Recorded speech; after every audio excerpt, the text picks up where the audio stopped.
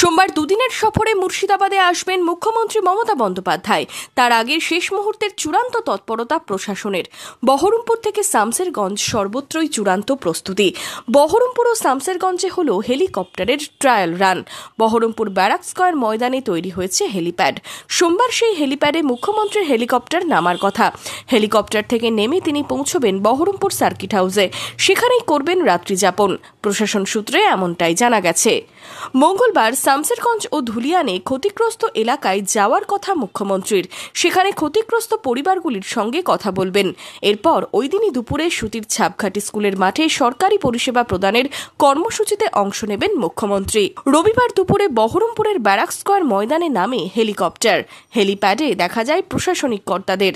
বেশ কিছুক্ষণ হেলিপ্যাডে হেলিকপ্টার দাঁড়িয়ে থাকার পর তা আবার উড়ে যায়। বহরমপুরের পাশাপাশি শামসেরগঞ্জে ফিল্ডের তৈরি হয়েছে হেলিপ্যাড। এদিন দুপুরে সেখানেও চলল হেলিকপ্টারের মহড়া। বেশ কিছুক্ষণ সেখানে হেলিকপ্টার দাঁড়িয়ে আবার উড়ে যায়।